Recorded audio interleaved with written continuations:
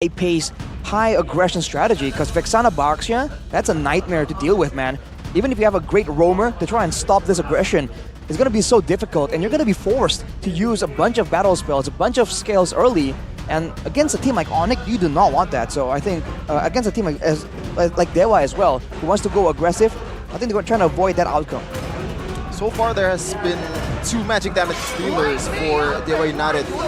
So maybe they're trying to emphasize more physical damage on the second phase, and this is a pretty stable ban if you're using a Barats or any kind of frontliner for your team. You don't want to face this hero that has a lot of shredding potential and zoning potential, especially in the Lord objective fight.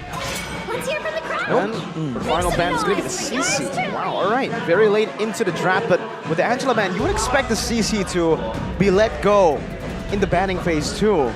What do they have in mind here, Rush?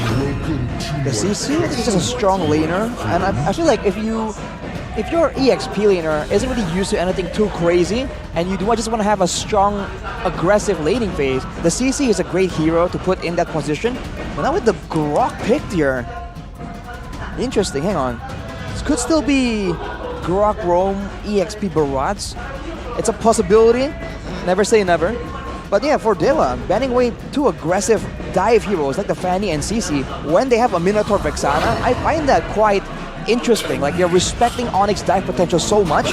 Now they picked up the Tarizla, a bit of a signature pick, and it's gonna be a Dairoth. Oh, Tara, so I can see where they're going for here. Obviously, Grok and Barats is very vulnerable to Dairoth armor shredding, but I don't think there's any combo or synergy in Dewa United Esports to be able to utilize. Usually when you see a Dairoth, you want to see a Bruno or even a Clint. Physical damage, right? Yeah, pretty much. To further enhance the damage.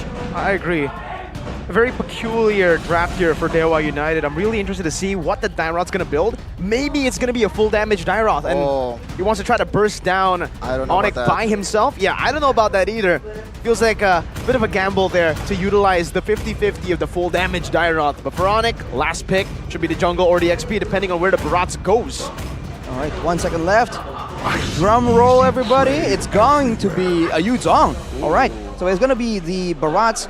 I guess they're going to try and shred down the Barats, and having a Dairoth as a damage source means that there's a physical damage source on top of the magical damage Natan.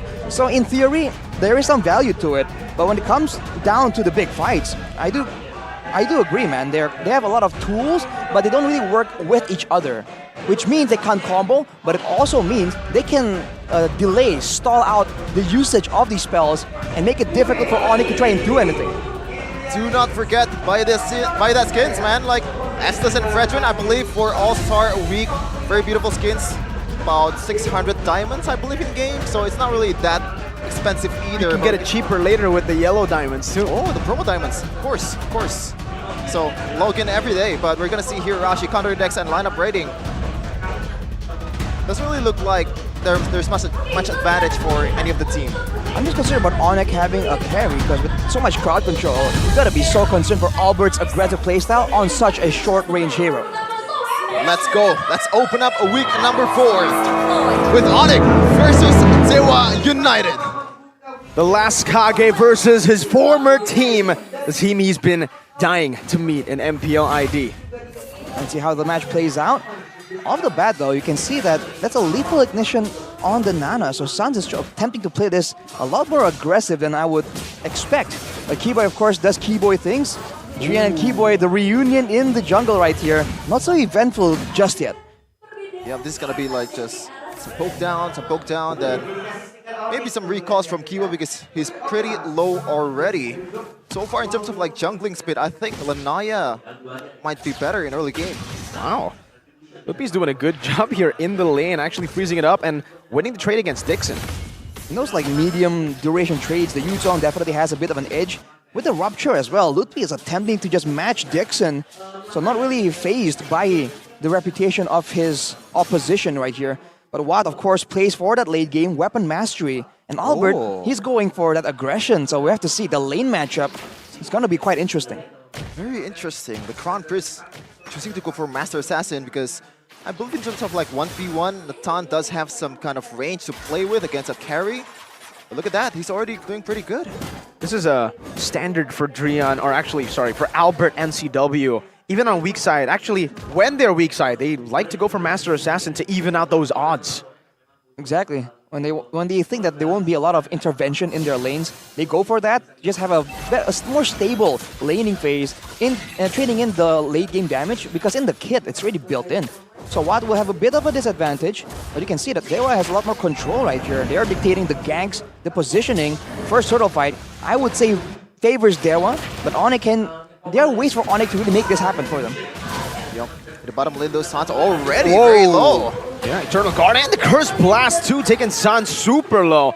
He does get level 4 in time. Kyrie in the bush, waiting to try to look for an opportunity to walk in through, but Dixon is zoning him quite well. Keyboy of nature, penalty zone onto 2 in the back as well. Dixon flickering out, and that's a minute. Fury, oh, knocking LUTPI out, he's low. Lanaya secures the turtle for the team. Kyrie's taking low, first blood over for Drian. Sans also forced to flicker out as Keyboy is terrified and ran down in his own jungle. The last Kage immediately making plays for his team. He knows his old mate's tricks down to the wire. That's just the power of the Minotaur and why it's been so popular in those fights, especially with the neutral objective in play. It's almost that there's no counterplay unless you want to jump on the Minotaur first. And on top of that, they made the play to really zone away, take Sans very low. So without the mid laner, they can output this early game damage. Onic, I don't think they can really fight or contest that turtle. Already, look at that. The micros from this guy, already pretty good.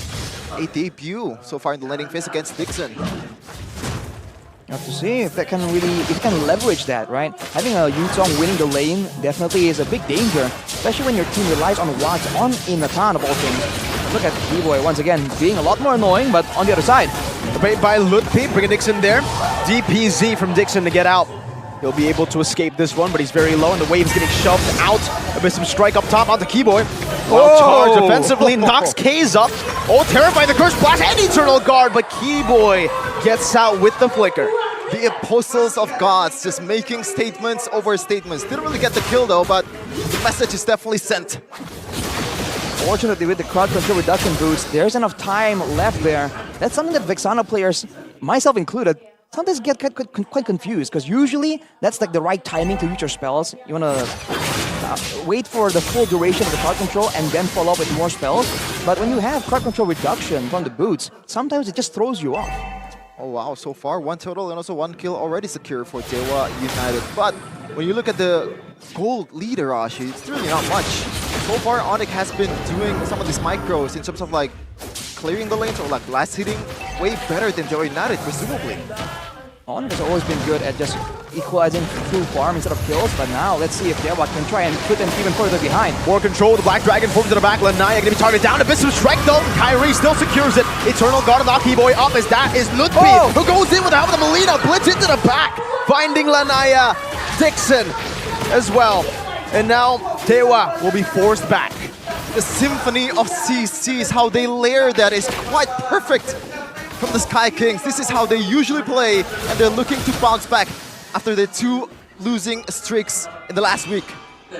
I think LUTPI just did a lot in that fight, man. He was doing a lot of damage, and I believe he landed an amazing Petrify onto 2 members of Dewa United that really just ruined their plans for how that fight was supposed to play out. Look at the items. He has a Hunter Strike, of course, all that damage. Knowing he's not going to be targeted, but Sans trying to play aggressive, knowing that he has a passive.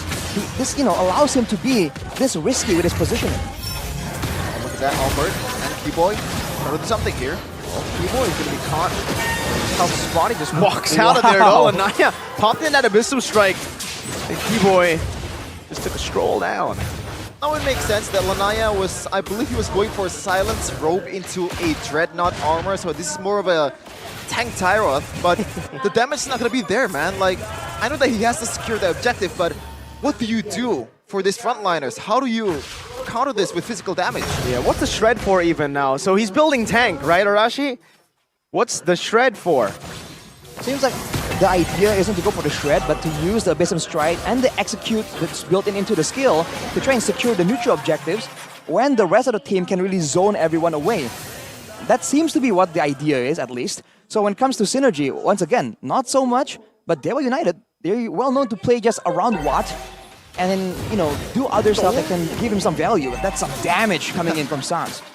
Yeah, I don't think Watt is also gonna build some kind of magic defense item, or at least maybe a Athena shield if he's very careful. But so far, Onic has been playing the macro game quite well, getting one turret in the top lane. Still very solid on that department. Another turtle fight.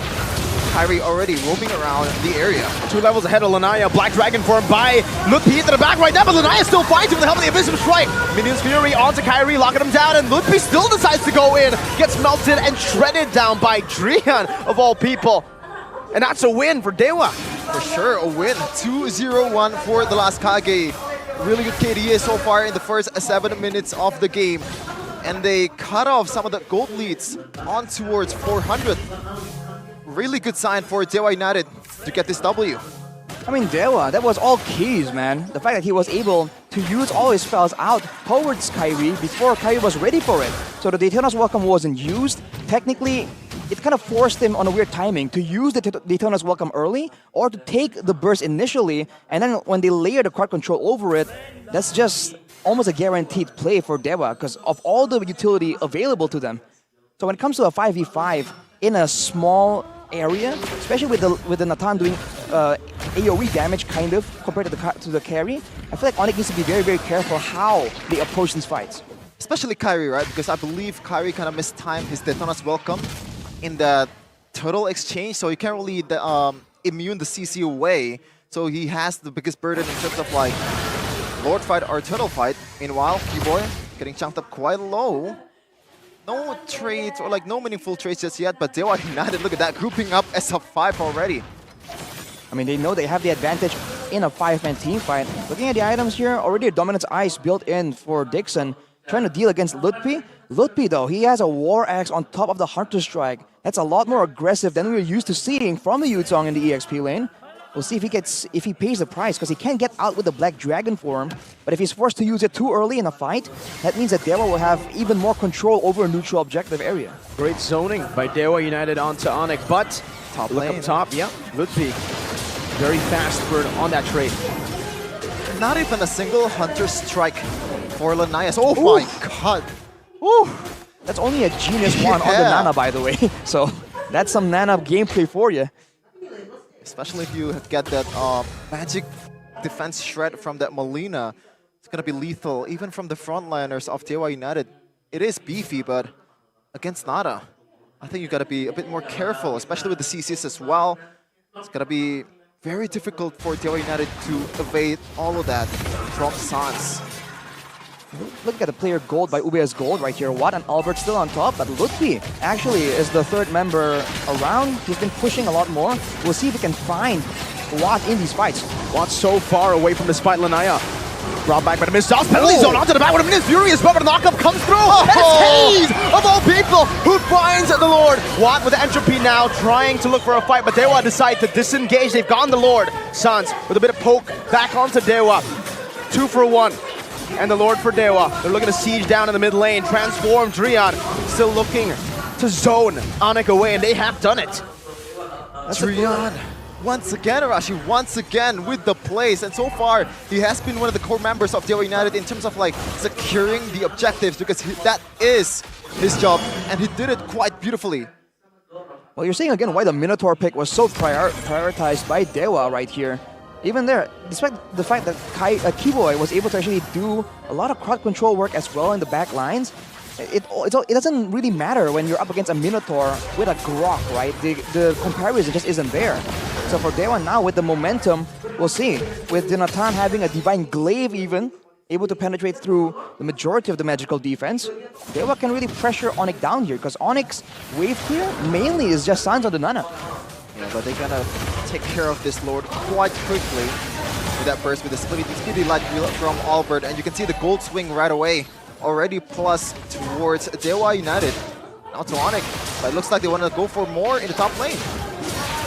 They don't want to just go for more, they will take it. Kyrie is getting shredded by Watt. Like he's nothing. The penetration built up by Watt already is able to shred a Barat with full stacks. Oh man, so the Dyrod is pretty much, you know, just enabling some of the magic damage that they have. Doesn't really care about physical damage at all. Meanwhile, Keep on going for these sieges, even with no minions. They have Watt and the entropy of Natan. No problem. They're just brute forcing the turret takes right there. And for Onic, now it's difficult. They have no real mobility to really move backwards, especially Kyrie on the Barats. That's why usually we see it paired with a Mathilda to try and supplement the survivability and the movement that the Barat really lacks. So now if Dewa just use one ultimate, maybe just the Eternal Guard, and then follow it up with some damage coming in from Watt, Kyrie is just forced to stay there and take some damage. And the best he can do is Daytona's welcome to go out, but he needs to save it in these big neutral objectives. Already getting comboed, Drian, not much of HP lost, and I believe some of the solution that Onic could think of is just using Keyboy as the vision giver, right? Now, when Keyboy is already very low, now it's Kyrie's job to do that. And what so far? Like, look at these items, Arashi.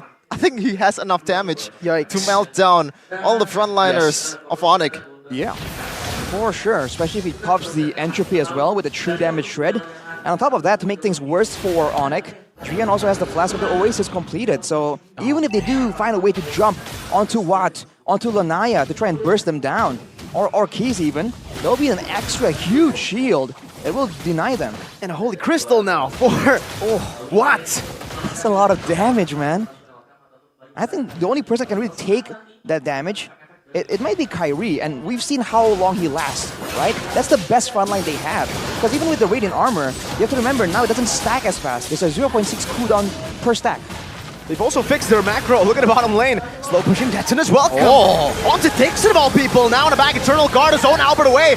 Albert's not going to be able to dish out any damage. LUTPI is actually able to dive onto Case. Flicker out to safety. That's a knockup on the back. And a Minions Fury on the Sans and Kai. Of Kyrie isolated all alone, terrified, and taken out by Watt. Kyrie pulled the trigger very, very early in the team fight. And the Apostles of God punishes the Sky Kings. They want to say that the sky is our domain, man. That's just brutal. Onic, I think the idea was to go for a pick-off, right? Before everyone's set up and ready, but too tanky, too much damage. Now the base is in danger. Moving the blitz, but Watt has all the space he needs, even killing them with a Colat in the back. 1-0 to Dewa United. Convincing statement from the Apostles of God.